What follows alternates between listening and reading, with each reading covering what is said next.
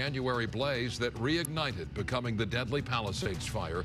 The shocking revelations. A federal agent opens fire during a traffic stop in Ontario, and now the FBI is involved in the investigation. We are live with the latest. And we're gearing up for the 2026 race for governor. Tonight, State Superintendent of Public Instruction Tony Thurmond joins us here in studio to make his case to voters. Now on the news at 7.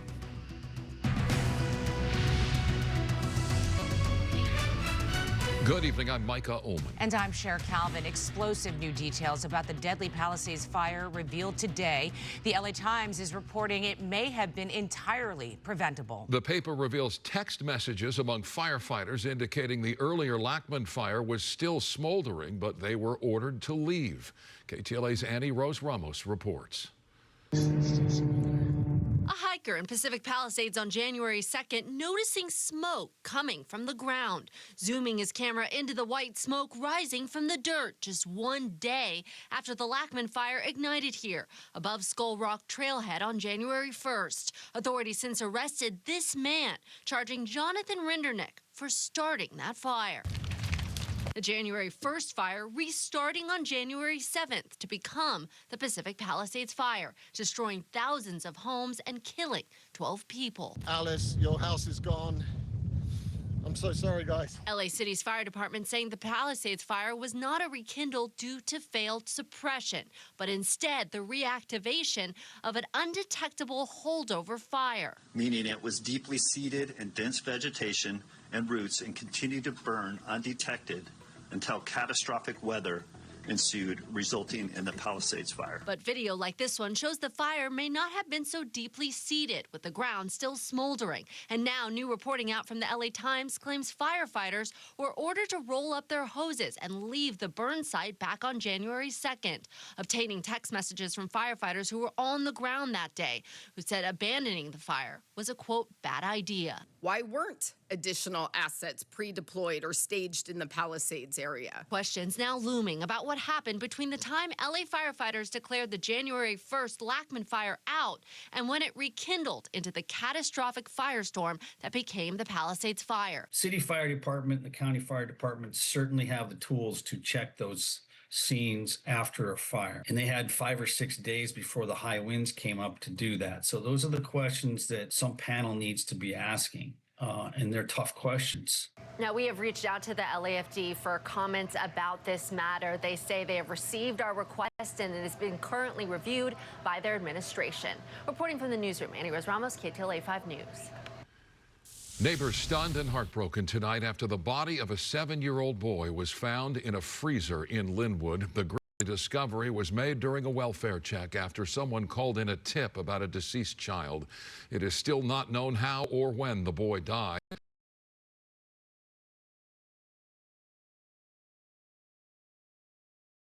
The victim's parents and grandmother have been arrested and are facing murder charges. 3 other children were taken into protective custody. A Minnesota man has pleaded not guilty to murder and torture charges stemming from the 2023 death of model Melissa Mooney, whose body was found bound, gagged, and stuffed inside a refrigerator in her downtown LA apartment. Friends of Magnus Humphrey say he was possessive of Mooney during a brief relationship. Humphrey is eligible for the death penalty, though no decision on that front has been made.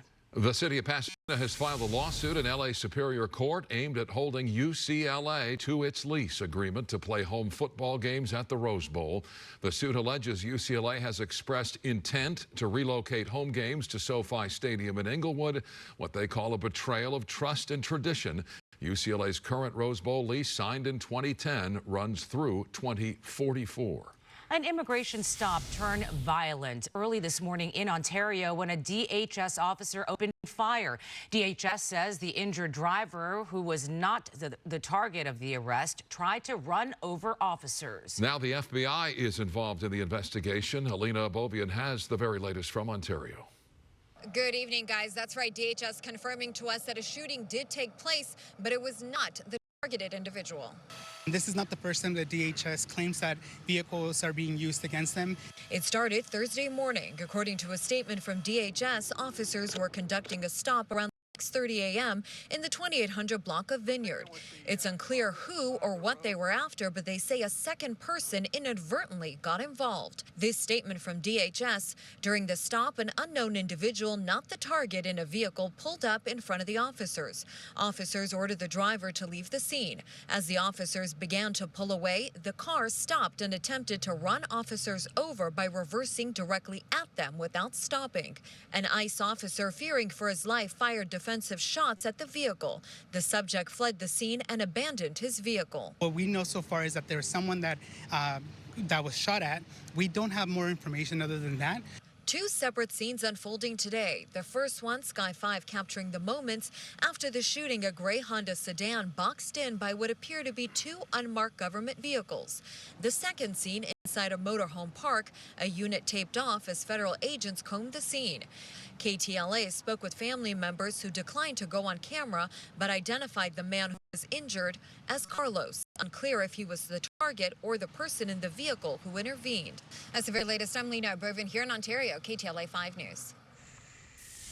The Trump administration is slashing the number of refugees the U.S. will accept this fiscal year to just 7,500, down from 125,000 last year. Of that 7,500, it appears priority will be given to Afrikaners from South Africa.